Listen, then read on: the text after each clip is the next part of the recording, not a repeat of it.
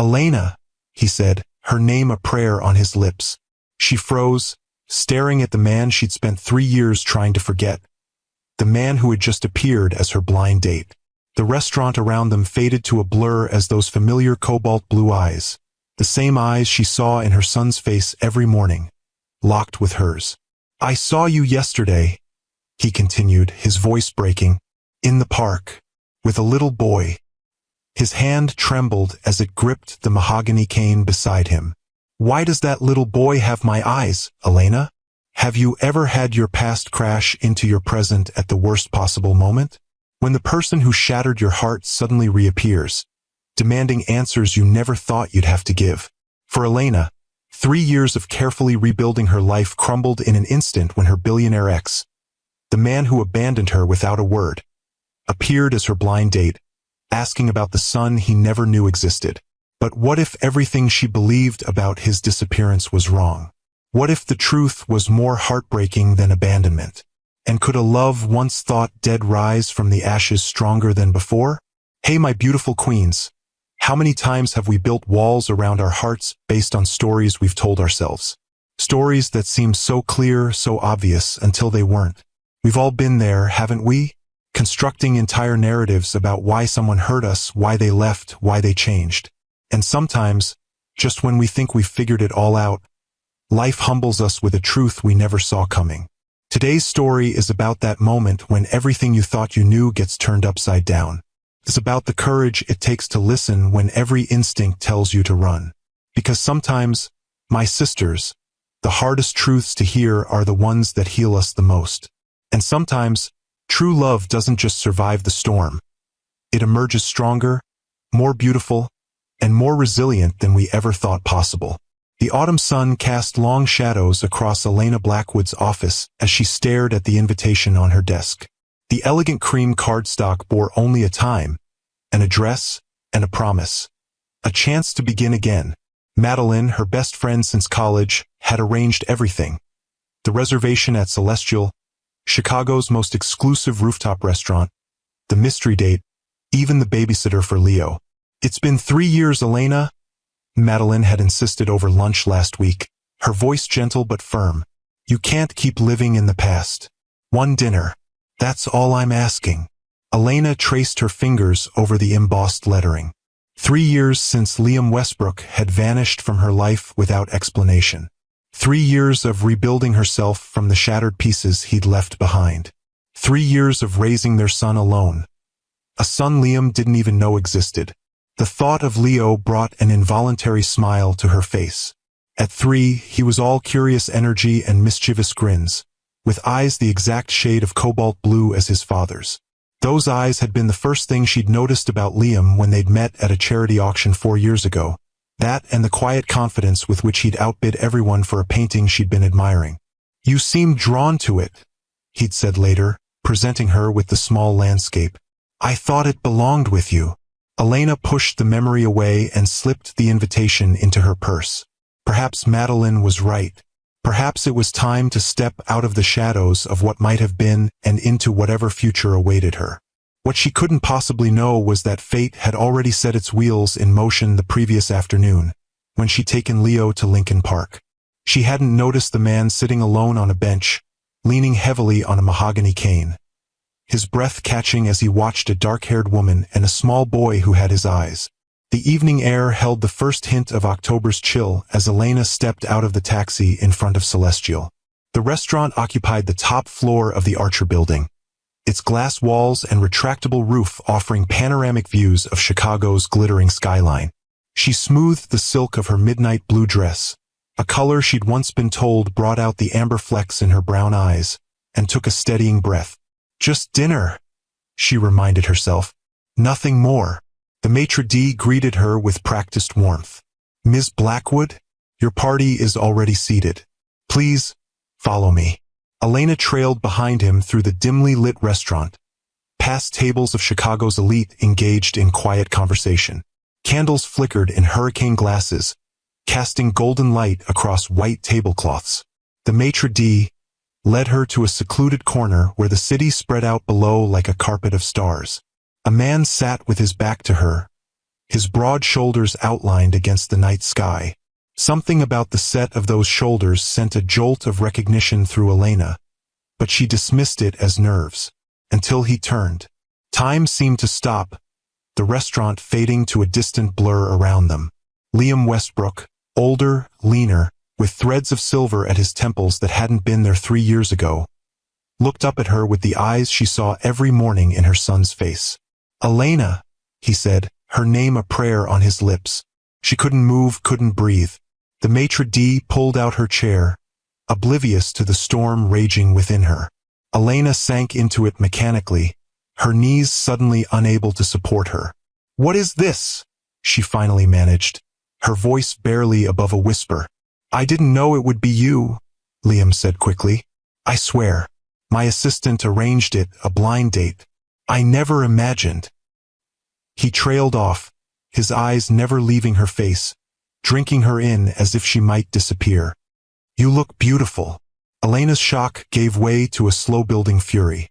3 years of silence, of wondering, of crying herself to sleep, and he sat there telling her she looked beautiful? "I'm leaving," she said, reaching for her purse.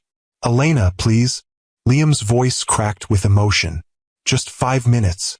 That's all I'm asking." Something in his tone made her pause, a vulnerability she'd never heard from him before.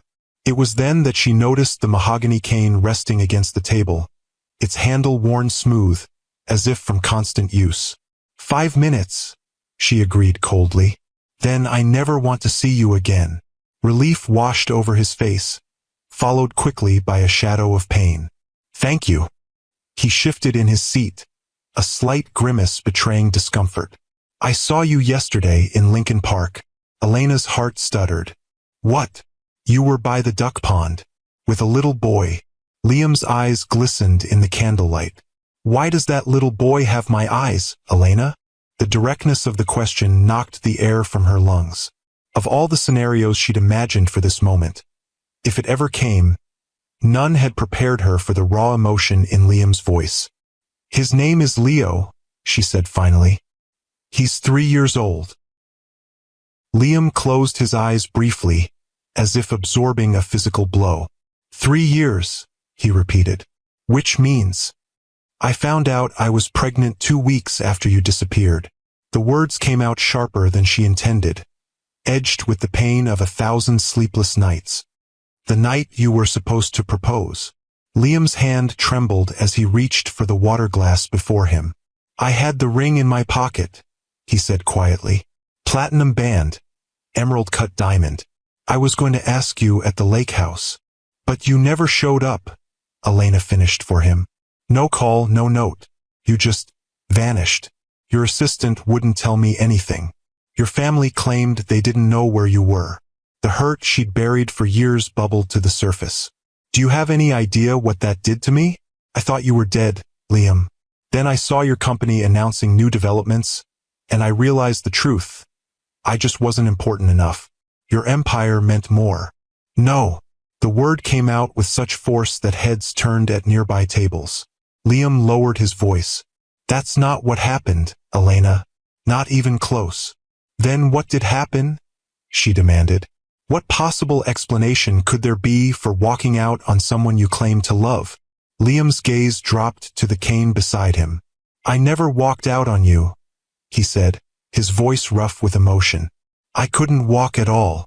Elena stared at him, uncomprehending. "The night I was supposed to meet you at the lake house, I was in a private helicopter," Liam continued. "There was a mechanical failure. We went down in a remote area." He spoke clinically, as if distancing himself from the memory. "The pilot didn't make it. I was trapped in the wreckage for hours before they found me." The anger that had sustained Elena began to waver. "You were in an accident?" Liam nodded. "My spine was damaged. The doctors weren't sure I'd ever walk again. I spent a year in hospitals, surgeries, complications, setbacks. I couldn't even speak for the first 3 months because of the breathing tube. But your company." "My brother stepped in as acting CEO. We kept it quiet, board members' orders. They were afraid the stock would plummet if word got out." A bitter smile crossed his face. Corporate interests protected at all costs. Elena's mind raced, trying to reconcile this new information with the narrative she'd constructed over 3 painful years. Why didn't you contact me? Once you could speak again, why didn't you call? Liam met her gaze directly. Because I was told my recovery was impossible. That I might spend the rest of my life in a wheelchair, dependent on round-the-clock care. His voice softened. I couldn't ask you to tie yourself to that, Elena. To give up the life you deserved for a man who might never stand beside you again. That wasn't your decision to make, Elena whispered, tears threatening. I know that now. Liam's hand moved across the table, stopping just short of touching hers. I spent the last 2 years at a rehabilitation center in Switzerland. Experimental treatments, physical therapy 8 hours a day. Learning to stand again. To walk. He gestured to the cane. I'm still not whole. I may never be. But I had to try. For myself. And because I never stopped hoping I might find you again. Sisters, have you ever discovered that what you thought was betrayal was something else entirely?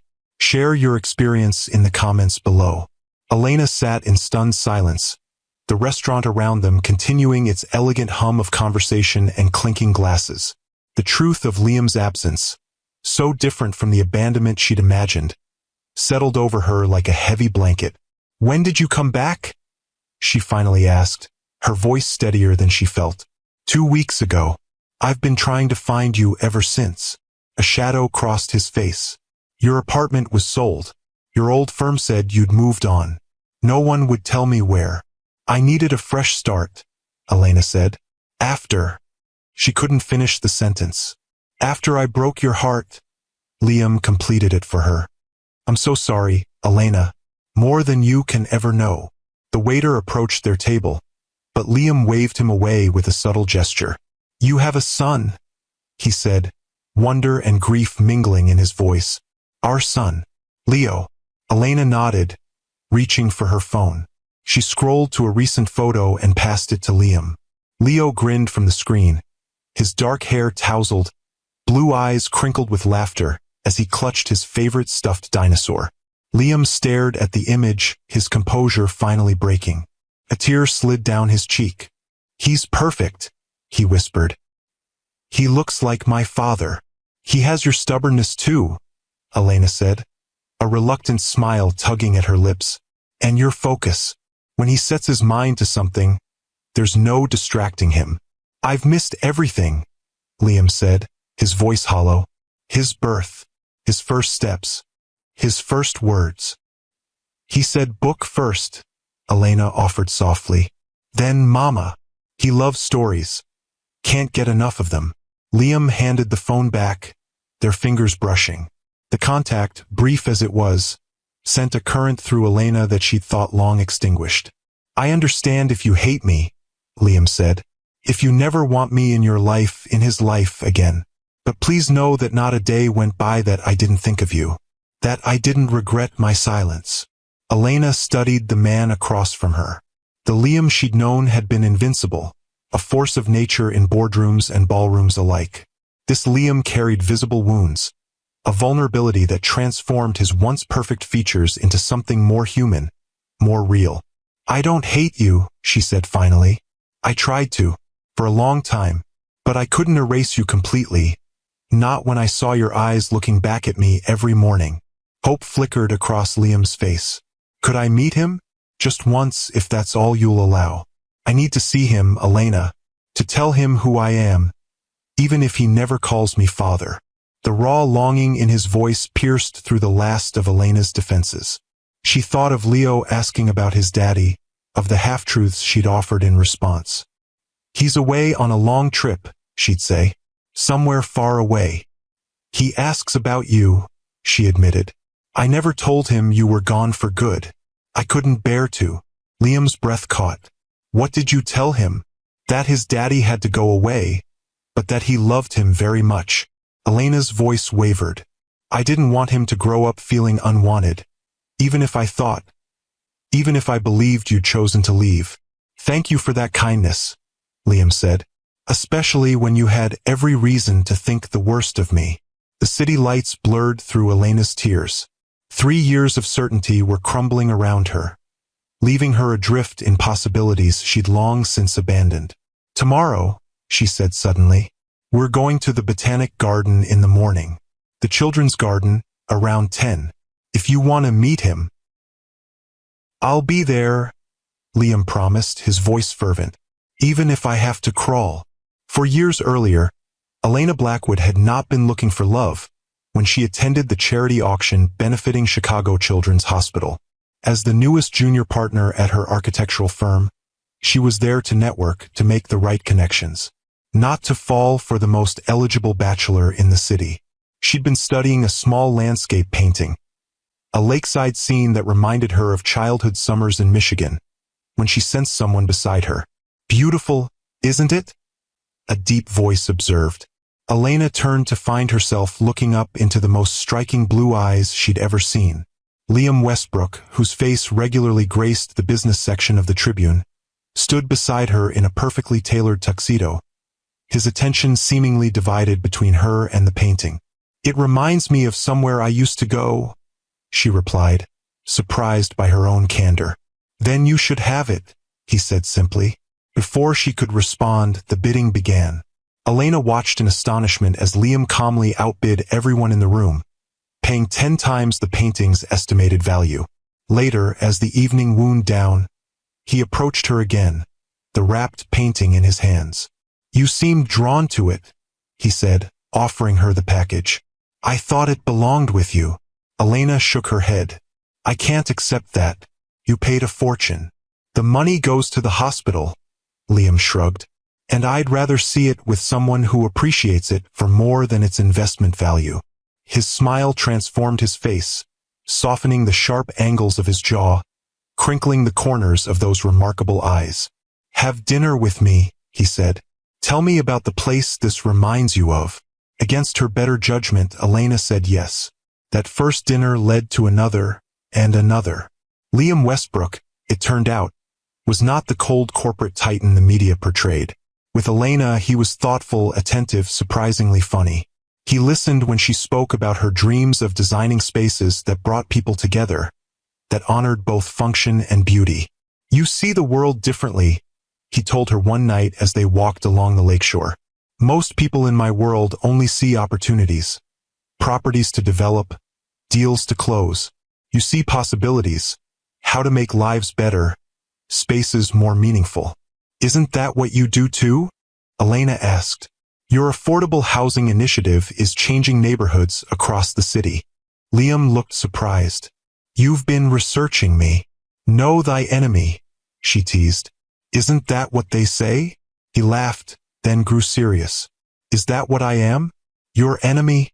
Elena stopped walking, turning to face him. "No," she said softly. "I'm just not sure what you are to me yet. And that's a little terrifying." Liam reached for her hand, his touch gentle but certain.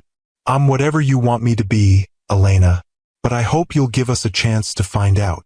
Their relationship deepened over the following months. Elena was introduced to Liam's world of wealth and privilege, charity galas, private jets, weekend escapes to his lake house in Wisconsin. She met his family, his imperious mother, Vivian, who assessed Elena with cool appraisal, his younger brother, Marcus, whose charm seemed practiced in comparison to Liam's natural warmth. "They'll warm up to you," Liam assured her after a particularly frosty dinner at the Westbrook family estate. "They're just protective." "Of you or the family name?" Elena asked, only half joking. Liam's expression turned serious. "I don't care what they think, Elena. Care about you. About us." Despite the differences in their backgrounds, they fit together in ways Elena had never experienced. Liam challenged her to think bigger about her career. She reminded him of the human impact behind his business decisions. When she was offered a position at a prestigious firm in New York, Liam was the one who encouraged her to negotiate for what she deserved. "Don't settle," he told her. "Not in your work, not in your life." By their 1-year anniversary, Elena had moved into Liam's penthouse overlooking the lake. She'd worried about losing herself in his world, but Liam seemed determined to build something equal, something that honored both their identities. I've never felt this way about anyone, he confessed one night as they lay tangled in sheets, the city lights twinkling beyond the windows. You make me want to be better, Elena, to build something that matters. 3 months later, he mentioned marriage for the first time. Not a proposal, but a question about their future. Have you thought about it? He asked as they walked through the Art Institute, his fingers laced with hers. About us? Long term? Elena's heart had skipped. Have you? His smile was answer enough. I want a life with you, Elena. All of it, the house, the family, growing old together. I just need to know if that's something you want too. Yes, she'd whispered, standing on tiptoe to kiss him. That's exactly what I want. The night everything changed began like any other. Liam called from his office, excitement in his voice. I've got a surprise for you, he said. Pack a bag for the weekend. I'll pick you up at 7, and we'll head to the lake house. Elena smiled, already suspecting what the surprise might be. They talked about marriage enough in recent weeks that she'd begun to wonder when he would ask. The lake house, their favorite retreat from the city, seemed the perfect setting. I'll be ready, she promised. But 7 o'clock came and went. Then 8, then 9. Elena's calls went straight to voicemail. By midnight, worry had eclipsed anticipation. This wasn't like Liam.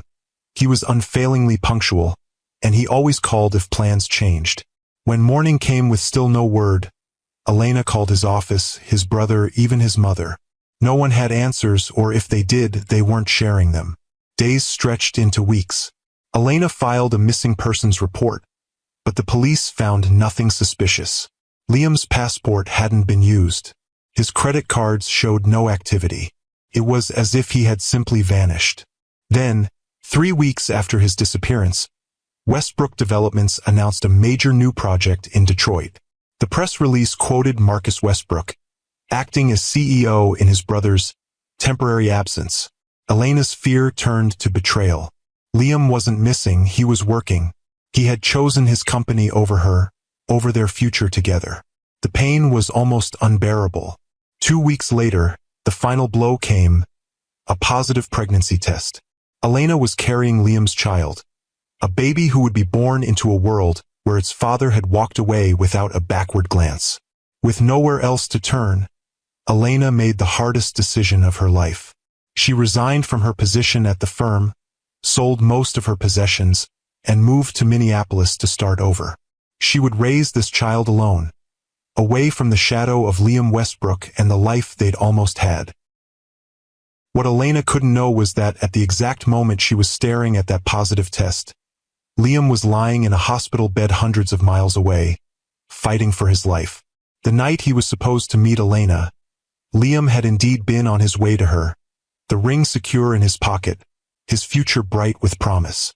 The company helicopter was a last-minute decision. A traffic accident had closed the expressway, and he couldn't bear the thought of being late, not tonight of all nights. We can be at the lake house in 40 minutes, sir, the pilot had assured him. They were 20 minutes into the flight when the engine failed. The pilot's last words, brace for impact, were followed by a sickening lurch, the scream of metal, and then darkness. Liam woke 3 days later in a rural hospital, his body broken, his voice silenced by a breathing tube. Through a haze of pain and medication, he learned the devastating news. The pilot had died on impact. Liam himself had suffered a spinal cord injury that left him unable to move his legs. The doctors were uncertain if he would ever walk again. Marcus arrived within hours of Liam regaining consciousness. His brother's handsome face was drawn with worry as he leaned over the hospital bed. Thank God you're awake, Marcus said. We've been out of our minds. Liam tried to speak, but the tube prevented it. He gestured frantically, miming writing. Marcus understood. You want to know about Elena? Liam nodded desperately. She's been calling, looking for you, Marcus admitted. But the board thought it best not to say anything yet. The company stock is already volatile with rumors about your condition. If word gets out that you might be permanently affected, it could trigger a sell-off. Liam's eyes widened in disbelief. He gestured again for something to write with. Marcus hesitated, then handed him a pen and pad. Liam's hand shook as he scrawled. "Tell her. The doctors say your recovery could take years. Liam, if it happens at all." Marcus's voice softened. "Do you really want to tie her to that? To watching you struggle? To a life as a caretaker?" Liam wrote again, "My choice. Hers. Mother agrees with me," Marcus continued, as if Liam hadn't responded. "Elena is a lovely woman, but she's young. She has her whole life ahead of her. Would you really ask her to sacrifice that?" The words struck at Liam's deepest fear, that Elena would stay with him out of obligation, out of pity, that she would give up her dreams, her chance at a normal family, to care for a man who might never walk again. In his weakened state, with pain clouding his judgment, Liam made a decision that would haunt him for years to come. He wrote, "Give her space. For now." It was meant to be temporary, just until he had a clearer prognosis, until he could speak for himself, until he could offer Elena more than uncertainty and burden. But days turned to weeks, and Liam's condition worsened before it improved. Complications led to more surgeries. The breathing tube remained in place for months. By the time Liam could speak again, Elena had disappeared. His family's private investigator reported that she'd left Chicago, left her job, left no forwarding address. "It's for the best," his mother insisted during one of her rare hospital visits. "You need to focus on your recovery, not on a relationship that was never going to last." Liam had no strength to argue. The physical therapy was grueling, the pain constant. For a year, he fought just to sit up, to feed himself, to perform the basic functions of daily life. The company continued under Marcus's leadership, with carefully controlled public statements about Liam working remotely on special projects. When the American doctors told him he'd reached the limit of his recovery, that he should accept life in a wheelchair, Liam refused to give up. He found a rehabilitation center in Switzerland that specialized in spinal cord injuries, that was pioneering new approaches to nerve regeneration. "I'm going," he told his family, "and I'm going alone." For 2 years, Liam disappeared from public view. He poured every ounce of his considerable will into his recovery. 8 hours of physical therapy daily, experimental treatments, pain that left him gasping, sweat-soaked, but determined. Slowly, miraculously, sensation returned to his legs. First a tingling, then the ability to move his toes, then his feet. The first time he stood, supported by parallel bars, his therapists hovering nearby, Liam wept. Not just from the achievement, but from the hope it represented. Hope that he might one day stand beside Elena again, if only he could find her. By the time he returned to Chicago, Liam could walk short distances with a cane. His recovery was far from complete, but he had defied every prognosis, every limitation placed upon him. The first thing he did was hire a new investigator to find Elena. "She's in Chicago again," the man reported after a week. "Moved back about a year ago. She's working as a project manager at Donovan Architects." Liam's heart soared. She was here in the same city, close enough to find, to explain, to beg forgiveness if necessary. What the investigator didn't tell him, couldn't know, was that Elena wasn't alone. That the little boy with her in the park, the child with Liam's eyes, was the piece of the puzzle Liam never knew existed. Until now, sleep eluded Elena that night. She checked on Leo repeatedly, watching his peaceful slumber, trying to imagine tomorrow's meeting. Would he see the resemblance immediately, this little boy with an old soul's perception? Would Liam's heart break all over again when confronted with the living embodiment of all he'd missed? By morning, dark circles shadowed her eyes, but a strange calm had settled over her. Whatever happened next, the truth was finally in the open. No more secrets, no more half-told stories. Leo was particularly exuberant as they prepared to leave, chattering about the fish in the garden's ponds and the secret paths he loved to explore. "Can we get ice cream after, Mama?" he asked as she buckled him into his car seat. "We'll see," Elena replied, the familiar maternal hedge. "We might have a special visitor today." Leo's eyes widened with interest. "Who? Auntie Maddie?" "No, sweetheart. Someone else." Elena hesitated. "Someone who's been away for a very long time." The botanic garden was quiet on a Tuesday morning. Just a few elderly couples and mothers with strollers wandering the paths. Elena led Leo to the children's garden, her heart pounding as she scanned the area for Liam. He was there, seated on a bench near the entrance, the mahogany cane resting across his knees. He wore casual clothes, jeans and a simple blue sweater that matched his eyes, so different from the impeccable suits she remembered. He looked up as they approached, his face a study in controlled emotion. "Leo," Elena said gently, kneeling beside her son, "there's someone I'd like you to meet." Leo regarded the stranger with curious eyes, suddenly shy as he pressed against his mother's side. Liam set his cane aside and carefully lowered himself to one knee on the path, bringing himself to Leo's level despite the obvious discomfort the position caused him. "Hello, Leo," he said, his voice steady despite the emotion Elena could see him fighting to contain. "My name is Liam." Leo studied him solemnly. "You have a stick," he observed, pointing to the cane. A smile touched Liam's lips. "I do. It helps me walk because my legs don't work as well as they used to." "Did you get an OE?" "A very big OE," Liam confirmed. "But I'm getting better." Leo nodded, accepting this with a child's straightforward logic. Then, with the directness only a 3-year-old could manage, he asked, "Are you my daddy? The one who went far away?" Elena's breath caught. Liam's eyes flew to hers, questioning. She gave a small nod. "Yes," Liam said, his voice thick with emotion. "I am your daddy, and I've been trying very hard to come back to you and your mama." Leo considered this, his small brow furrowed in concentration. Then he reached into his pocket and pulled out a slightly battered toy car, his constant companion. "This is Lightning," he announced, holding it out to Liam. "He's very fast. You can hold him if you want." Liam accepted the toy with trembling hands, as if he'd been offered the crown jewels. "Thank you," he said. "I'll be very careful with him." Leo beamed, then turned to Elena. "Mama, can Daddy come see the fish with us? I want to show him the orange ones." Elena looked at Liam, still kneeling on the path, holding their son's toy as if it were the most precious thing he'd ever touched. The man who had once commanded boardrooms and built skyscrapers, humbled by a child's simple acceptance. "Yes," she said softly. "Daddy can come with us." "My queens," tag someone who showed incredible strength when life threw them an unexpected challenge.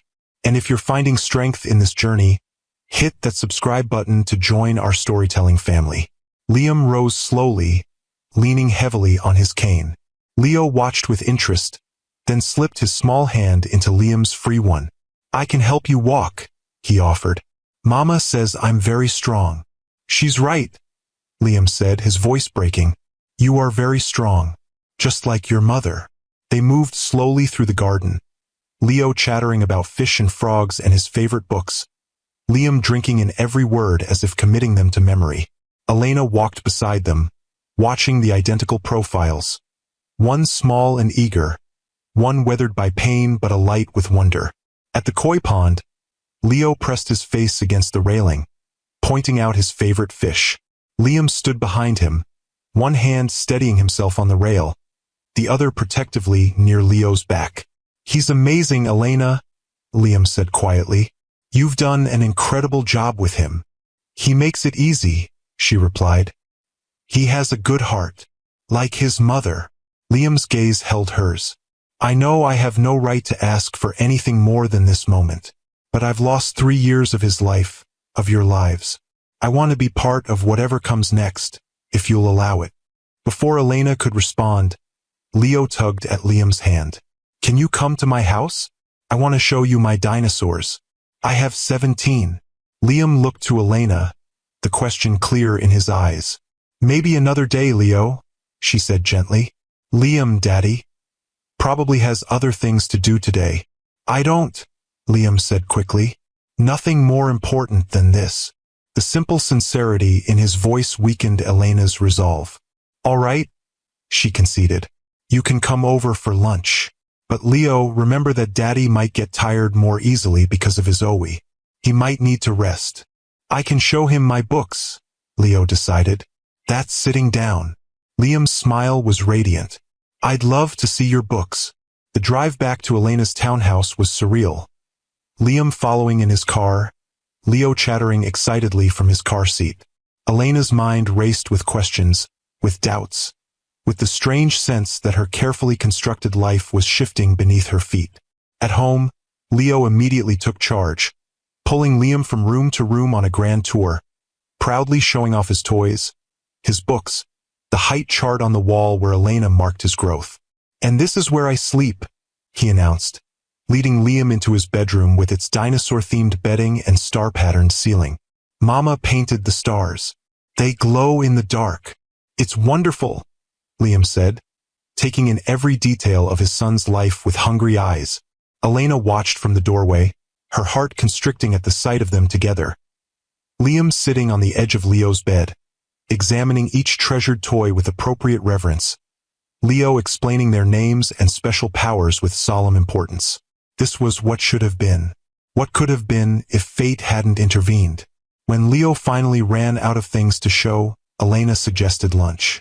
"Why don't you wash your hands, sweetheart? I'll make sandwiches." In the kitchen, Liam insisted on helping despite his limited mobility. "I'm not completely useless," he said with a self-deprecating smile. "I can still slice tomatoes." They worked side by side, the domestic simplicity of the task at odds with the complexity of their situation. "I can see you're still getting used to it," Elena observed, watching him adjust his stance to maintain balance while cutting. "The cane. It's better than it was," Liam replied. 6 months ago I needed 2. A year before that, a wheelchair." He glanced toward the living room where Leo was arranging his dinosaurs in a complex formation on the coffee table. "The doctors say I might eventually graduate to just a walking stick for longer distances." "Small victories." Elena handed him a plate. "It's not small, Liam. It's remarkable." Their fingers brushed, and for a moment, they were frozen in the contact, years of separation compressed into a single touch. "Mama, Daddy, look at my dinosaurs." Leo's voice broke the spell. Lunch was a surprisingly easy affair, with Leo dominating the conversation, asking Liam dozens of questions about where he'd been, why he needed a cane, if he liked dinosaurs too. "Did you know T-Rex has the strongest bite ever?" Leo asked between bites of his sandwich. "I didn't," Liam replied seriously. "That's very impressive. Stronger than crocodiles even," Leo nodded sagely. "When I grow up, I'm going to find dinosaur bones." "A paleontologist," Liam smiled. "That's an excellent career choice." Elena watched their interaction, marveling at Liam's natural ease with their son. There was no awkwardness, no hesitation. Just a father getting to know his child, making up for lost time with every attentive question, every shared smile. After lunch, Leo's energy finally began to wane. "I think someone needs a nap," Elena said, noting his drooping eyelids. "No nap," Leo protested, even as he yawned widely. "I want to stay with Daddy." "I'll come back," Liam promised. "If that's okay with your mom." Leo looked to Elena, his expression pleading. "Can Daddy come back tomorrow? Please." Elena hesitated, caught between her son's obvious joy and her own lingering uncertainty. "We'll see, sweetheart. Daddy might be busy." "I'm not," Liam said quietly. "Not for him. Not for you." Once Leo was settled for his nap, Elena and Liam sat in the living room, the weight of everything still unsaid hanging between them. "He's incredible," Liam said, breaking the silence. "So bright, so open-hearted." "He gets that from you," Elena admitted. "That curiosity, that focus. Sometimes it's like looking at a miniature version of you." Liam's eyes glistened. "I've missed so much, Elena." His first smile, his first steps, his first words. "I'll never get those moments back." "No," she agreed softly. "But there are so many firsts still to come." His first day of school, his first lost tooth, his first bike ride. Hope bloomed in Liam's expression. "Are you saying?" "I'm saying he deserves to know his father," Elena said carefully. "And you deserve to know your son." "And us?" Liam asked, his voice barely above a whisper. Is there any chance for us, Elena? Or have I lost that forever? Elena looked at the man before her, changed by suffering, humbled by circumstance, yet still essentially Liam.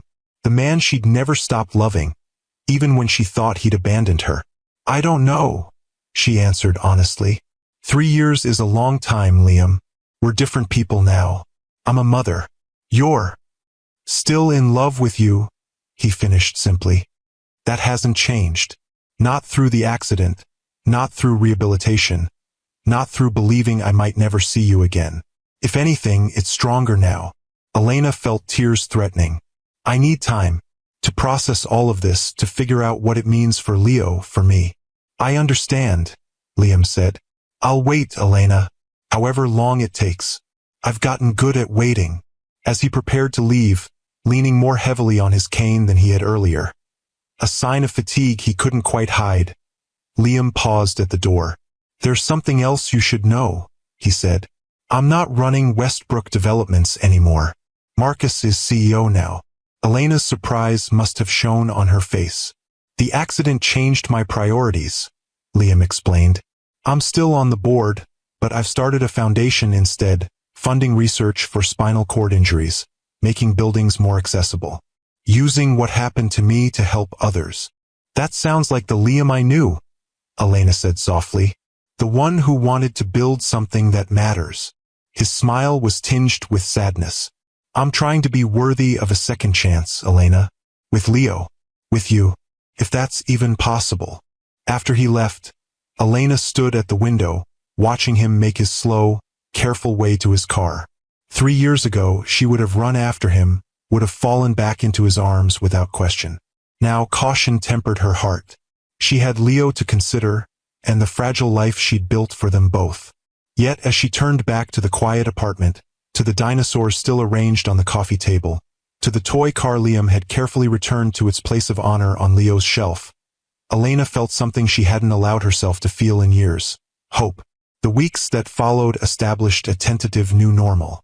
Liam visited regularly, gradually becoming a fixture in Leo's life. They developed their own rituals. Saturday mornings at the museum, Sunday afternoons with books spread across Elena's living room floor. Leo blossomed under his father's attention, his natural confidence growing as he basked in the love of both parents. Elena watched their relationship develop with a mixture of joy and trepidation. Joy at seeing her son so happy, at witnessing the bond that formed so naturally between them. Trepidation at the growing realization that her own feelings for Liam were resurfacing, stronger and more complex than before. He's different, Madeline observed over coffee one morning, after Leo had proudly introduced his father to his Auntie Maddie the previous weekend. Softer somehow. Less invincible, Elena suggested. Exactly. The Liam Westbrook I remember was untouchable. This man. Madeline shook her head. He looks at you and Leo like you're his whole world. We're not together, Elena reminded her friend. We're co-parenting. That's all. Madeline's knowing smile said she didn't believe that for a second. Whatever you say, honey. Just remember, sometimes the universe has a way of bringing people back together for a reason. The universe, it seemed, had other plans entirely. 3 months after Liam's reappearance in their lives, Leo woke one morning burning with fever, his small body racked with chills. Mama, he whimpered. My head hurts. The pediatrician diagnosed a severe ear infection that had spread, recommending immediate hospitalization for 4 antibiotics. Elena called Liam from the emergency room, her voice shaking. I'm on my way, he said without hesitation. He arrived within 20 minutes, moving faster than Elena had ever seen him, his cane tapping an urgent rhythm on the hospital floor. The sight of Leo, small and pale against the white sheets, stopped him in his tracks. Hey, buddy, he said softly, crossing to the bed. Not feeling so good, huh? Leo's eyes brightened slightly at the sight of his father. Daddy, he whispered. My ear is really owy. I know, champ. Liam sat carefully on the edge of the bed, taking Leo's small hand in his. But these doctors are going to make it better. And Mama and I are going to stay right here with you. Elena watched from the doorway as Liam leaned close, whispering something that made Leo smile despite his pain. In that moment, she saw what she'd been trying to deny for months. They were already a family. Not the one she'd imagined years ago, but perhaps something stronger, forged through separation and reunion, through pain and healing. The next 48 hours became a blur of doctors, nurses, medication schedules, and fitful sleep in uncomfortable hospital chairs. Liam never left, despite the obvious toll it took on his still recovering body. He charmed the nurses into bringing extra pillows, read endless stories when Leo couldn't sleep, and held Elena's hand during the worst moments when their son's fever spiked dangerously high. On the third day, the fever finally broke. Leo slept peacefully, his color returning, the worst behind him. Elena and Liam sat side by side in the small room, exhaustion etched on both their faces. "You should go home," Elena said. "Get some real rest. Your back must be hurting you." Liam shook his head. "I'm not leaving him. Or you." The simple declaration hung in the air between them. Elena studied his profile, the determined set of his jaw, the new lines around his eyes that spoke of pain endured, the silver threading through his dark hair. "You never would have left us, would you?" she asked quietly. "If you'd had a choice." Liam turned to her, his gaze steady. "Never. You and Leo, you're everything to me, Elena. Everything I fought to come back to, even when I didn't know he existed." Something broke open inside her, the last wall of protection she'd built around her heart. Without a word, Elena leaned forward and kissed him. A gentle press of lips that carried 3 years of longing, of questions finally answered. When they parted, Liam's eyes were bright with unshed tears. "I don't deserve this second chance," he whispered. "Yes, you do," Elena replied. "We all do. If you've ever had to choose between your heart and your head, like if this resonates with you, what would you do in Elena's position?" Leo's recovery marked a turning point. As he regained his strength, the tentative boundaries Elena had maintained began to dissolve. Liam stayed over some nights, first on the couch, then eventually sharing her bed. They moved cautiously, relearning each other, discovering the ways they'd both changed and the essential truths that remained the same. "I want us to be a real family," Liam said one evening as they watched Leo playing in the backyard of Elena's townhouse. "Not just for Leo's sake, but for ours." Elena leaned against his shoulder. "We already are a family, Liam. Different than we might have planned, but real nonetheless." "That's not what I mean." He shifted to face her. "I want to wake up beside you every morning. I want Leo to grow up with both his parents under one roof. I want to build a life together, the one we should have had all along." The earnestness in his voice touched something deep within Elena. "Are you asking me to move in with you?" "I'm asking for more than that," Liam admitted. "But I know we need time. I know trust doesn't rebuild overnight." Elena considered his words. The past months had shown her a Liam she'd never fully known before. Vulnerable yet stronger for it. Humbled by circumstance yet more determined than ever. The man who had once commanded an empire now found his greatest joy in making their son laugh. In the simple pleasures of family life. "One step at a time," she said finally. "But yes, I want that too." The next challenge came unexpectedly, in the form of a formal dinner invitation from Vivian Westbrook. Liam's mother had been notably absent since his return to Elena's life, maintaining a distance that spoke volumes about her feelings regarding the reunion. "We don't have to go," Liam said when the engraved card arrived. "Mother can wait until she's ready to accept you and Leo properly." But Elena shook her head. "No more hiding, Liam. No more secrets. If we're going to be a family, we need to face everything together, including your mother." The Westbrook family estate sprawled across several acres in the city's most exclusive suburb, its manicured gardens and imposing facade a testament to old money and careful preservation.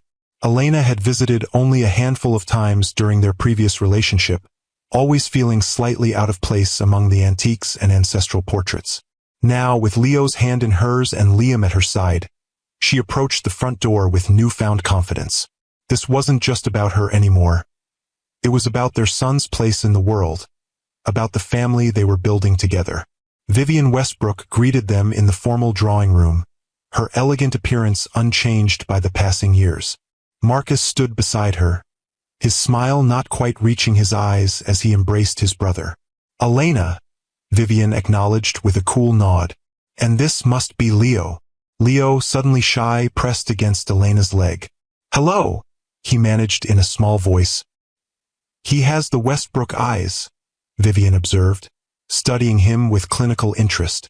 "There's no mistaking his parentage." "Mother," Liam warned quietly.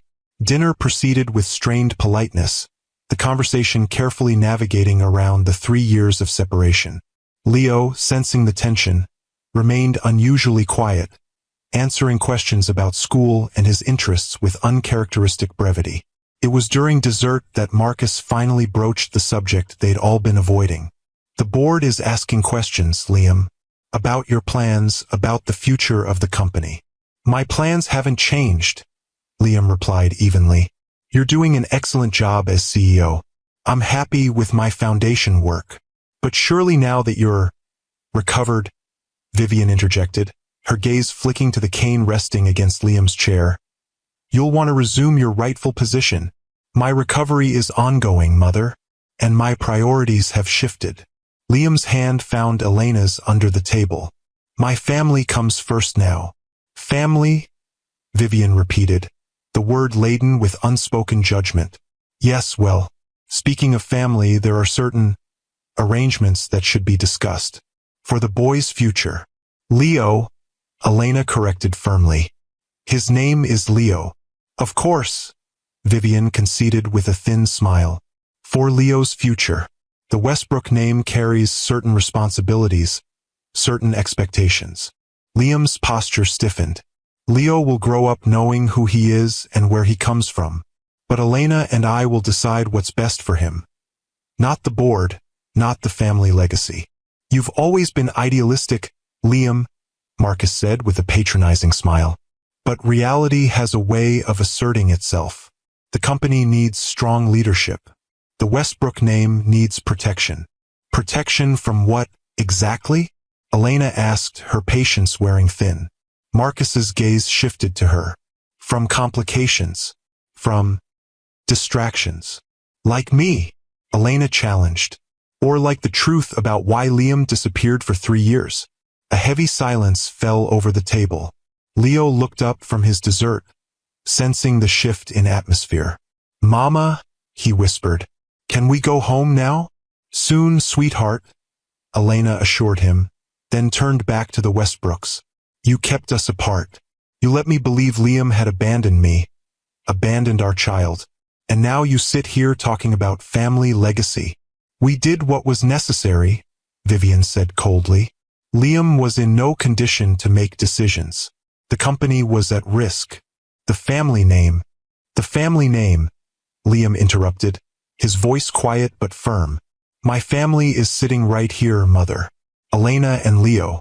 They are my priority, my legacy, my future. If you can't accept that, then we have nothing more to discuss." He stood carefully, leaning on his cane. "Elena, Leo, I think it's time we went home." As they drove away from the estate, Leo already dozing in his car seat, Elena reached for Liam's hand. "Are you okay?" Liam's expression was thoughtful. "You know, for years I tried to live up to the Westbrook name, to be worthy of the legacy. It took losing everything to realize what actually matters." He squeezed her fingers. "I won't let them come between us again, Elena. Not ever." "They won't," she promised. "We're stronger now. All of us." The confrontation with the Westbrooks marked a final turning point. With the past fully exposed, with all secrets laid bare, Elena and Liam could finally look toward the future without shadows hanging over them. Spring arrived, bringing with it Leo's 4th birthday. They celebrated at the Botanic Garden, the place where their family had truly begun to heal, with a small gathering of friends. Madeline was there, taking far too many photos and spoiling Leo shamelessly. Even Marcus came without Vivian, bringing an extravagant gift and an awkward but seemingly genuine attempt at reconciliation. As the party wound down, Liam asked Elena to walk with him to the Japanese garden, leaving Leo happily occupied with Madeline and his new toys. "I have something to show you," he said, leading her along the winding path to a secluded corner where cherry trees bloomed in delicate pink profusion. Elena gasped softly. In the center of the small clearing stood the painting, the lakeside scene from the charity auction where they'd first met, now mounted on an elegant easel. "You kept it?" she whispered, moving closer to the familiar landscape that had started everything. "It was the one thing I insisted on having in my hospital room," Liam said, coming to stand beside her. "When I couldn't speak, couldn't move, it reminded me of you, of what I was fighting to return to." He reached into his pocket and withdrew a small velvet box. Not new, she realized, but worn at the edges, as if it had been carried for a very long time. "I've been carrying this for 4 years, Liam said, his voice steady despite the emotion in his eyes. "I had it with me the night of the accident. The paramedics found it in my pocket when they cut away my clothes."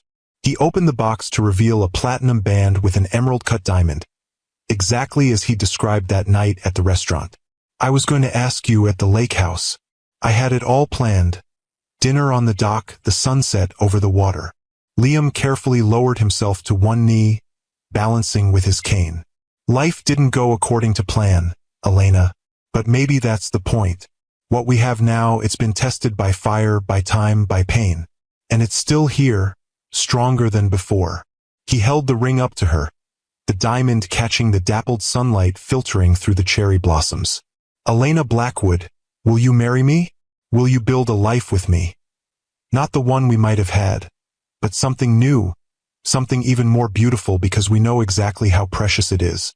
Tears blurred Elena's vision as she looked down at this man, once so powerful, now humbled but somehow stronger. Once perfect in her eyes, now beautifully, humanly flawed. "Yes," she said, her voice breaking on the word. "Yes, Liam, I will." As he slipped the ring onto her finger, a perfect fit, as if time had been waiting for this moment, Leo's voice called out from the path. "Mama! Daddy!" He ran toward them, stopping short when he saw Liam kneeling. "Why are you on the ground, Daddy? Did you fall?" Liam laughed, holding out his arm to their son. "No, buddy. I was asking Mama a very important question." Leo approached curiously. "What question?" "I asked her to marry me," Liam explained. "To be my wife." Leo's brow furrowed in concentration. "But she's already your family. And I'm your family too." "That's right," Elena said, kneeling beside Liam so they were both at Leo's level. "But getting married is a special promise. It means we'll all live together, always." Leo's face brightened. "In the same house? Every day?" "Every day," Liam confirmed. "What do you think about that?" Leo considered this momentous question with all the seriousness a 4-year-old could muster. Then he nodded decisively. "I think yes. And can I have a dog?" Elena and Liam exchanged glances, laughter bubbling up between them. The pure, unrestrained joy of a family finding its way home. "We'll talk about the dog," Elena promised, pulling Leo into their embrace. They were married 3 months later in the garden of the lake house, the place where their story should have begun, now transformed into the setting for their new beginning. The ceremony was small, intimate, with only their closest friends in attendance. Madeline stood as Elena's maid of honor, while Marcus, making tentative steps toward redemption, served as Liam's best man. Leo, resplendent in a miniature suit that matched his father's, carried the rings on a small pillow, his face a study in concentration as he navigated the grassy aisle. Vivian Westbrook did not attend. Her absence was a wound still healing, a relationship that would take more time to mend, if it ever could. But her shadow no longer darkened their joy. As they exchanged vows beneath an arbor of white roses, Elena looked into Liam's eyes and saw their entire journey reflected there. The love they'd found, lost, and reclaimed. The pain that had shaped them. The joy that had sustained them. "I promise to walk beside you," Liam vowed, his voice carrying across the still lake water, "through whatever life brings us, to cherish every moment, knowing how precious and fragile time can be. To love you and Leo with everything I am, everything I have, for all the days of my life." Elena's voice trembled as she responded, I promise to trust in our love, even when the path ahead seems uncertain. To remember that the strongest bonds are those that have been tested. To build our future together, day by day, moment by moment, with patience and faith and endless love. As they sealed their vows with a kiss, Leo tugged at Liam's jacket. Are we a forever family now? He whispered loudly enough for everyone to hear.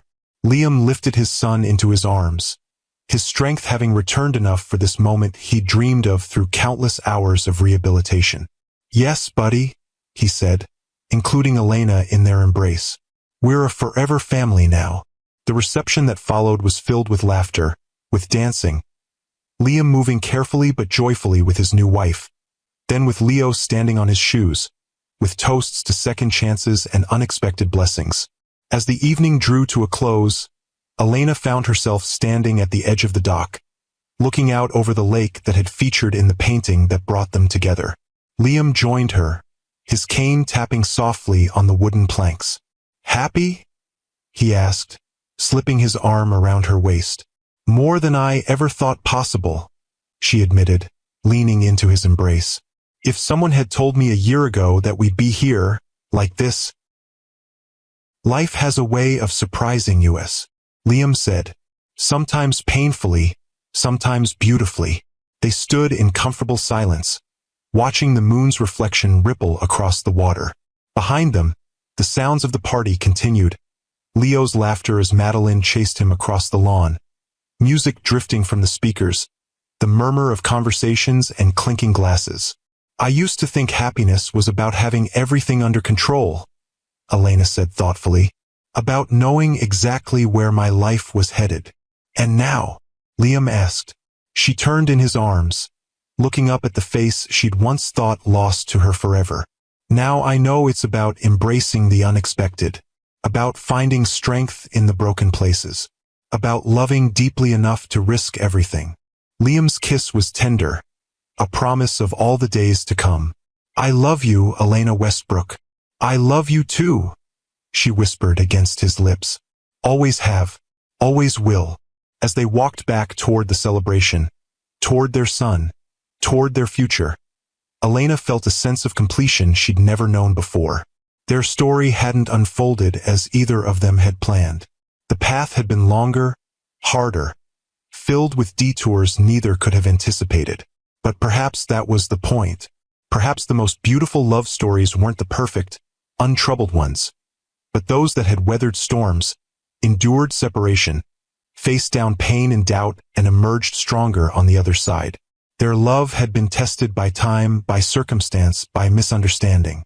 And in that testing, it had been transformed into something unbreakable, a bond that would sustain them through whatever challenges lay ahead, a foundation upon which they could build their forever family.